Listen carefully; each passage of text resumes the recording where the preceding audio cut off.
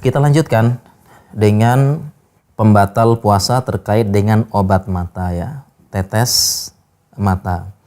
Sebagaimana sebelumnya ya, tetes mata ini juga ada ikhtilaf ulama, ada perbedaan pendapat ulama yang menyatakan ini batal dan juga yang menyatakan juga tidak batal ya, tidak batal. Kenapa? Karena para ulama sejak zaman dulu sudah mengetahui bahwasanya dari mata itu ada saluran yang bisa menghubungkan ke hidung sampai kerongkongan. Ya, memang secara anatomi memang ada ya, dari mata ini sampai ke kerongkongan.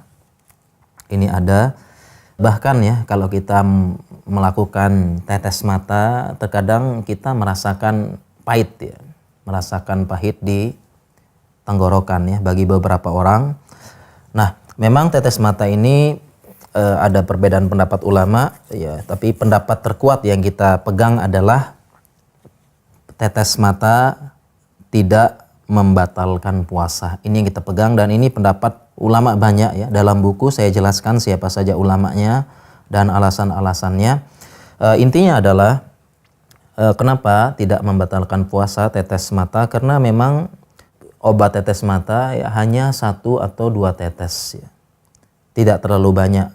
Dan memang ada saluran menuju kerongkongan, tetapi dalam perjalanannya tetesan tersebut akan menempel pada pinggiran-pinggiran atau bahasa kedokterannya menempel pada mukosa ya, mukosa lapisan. Jadi kita bayangkan ini ada benda ya, kita tetes gitu, tetes, tentu dia akan tetesannya mengalir begini ya. Mengalir karena tetesannya sedikit, kadang-kadang tetesannya nggak sampai bawah ya, bisa dipahami ya, seperti itu. Kita ulangi, ada tetesan sedikit ya, dia akan lewat, ini anggap atasnya mata ya, mata udah kepake sedikit, udah kepake di mata, kemudian dia akan turun ke kerongkongan ya, dia netes seperti ini, kadang-kadang sampai di sini selesai, nggak sampai ke bawah ya, dan ini pun jumlahnya sangat kecil ya, jadi nggak sampai karena udah menempel di mukosa-mukosa dari anatomi sekitar mata dan kerongkongan ya. Dan mungkin ada pertanyaan, terkadang kita tetes mata ya kerasa ya, obatnya kerasa di kerongkongan, pahit ya, ini berarti batal puasa katanya. Tentu saja pendapat ini tidak tepat juga ya. Kenapa? Karena di pertemuan sebelumnya kita sudah sampaikan, ada ulama mengatakan ada yang namanya buah honzal ya. Buah honzal ini buah yang sangat pahit ya, seperti semangka bentuknya, dan memang untuk mengobati urus-urus ya, membuat orang muntah. Jadi buah honzal tersebut diinjak-injak melalui kaki, dalam kaki yang tidak beralas ya.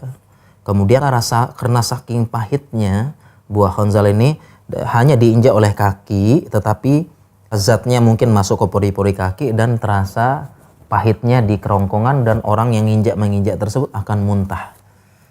Jadi itu terapi muntah di zaman dahulu. Nah, katanya ulama ya, seperti ini ya, menginjak buah honzal dan kerasa pahitnya di tenggorokan, ini tidak membatalkan puasa ya. Karena ya, sebenarnya ada penjelasan panjangnya secara kedokteran, karena dia bisa tidak mesti harus masuk zat tersebut untuk bisa dirasakan.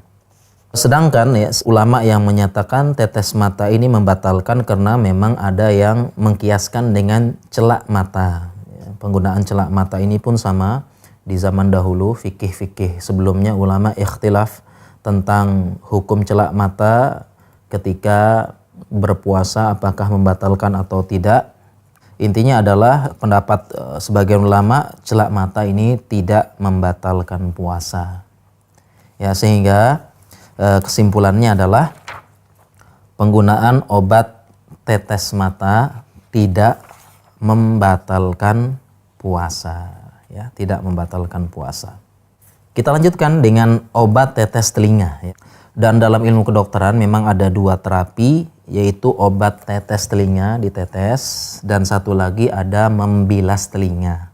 Sama seperti pembahasan sebelumnya, tetes telinga sejak dahulu para ulama menyebutkan ada perbedaan pendapat, ada yang menyatakan membatalkan puasa dan ada yang menyatakan tidak membatalkan puasa. Ini saya dalam buku ini saya jelaskannya, ulama siapa saja yang mengatakan batal, ya mazhab yang mana mengatakan batal. Dan pendapat terkuat ya, obat tetes telinga ini pendapat terkuat yang kami pegang dari pendapat ulama, tidak membatalkan puasa ya. Tidak membatalkan puasa. Kenapa? Karena ulama yang mengatakan batal, mereka sudah tahu ya sejak zaman dulu bahwasanya memang ada saluran yang menghubungkan antara telinga dengan kerongkongan.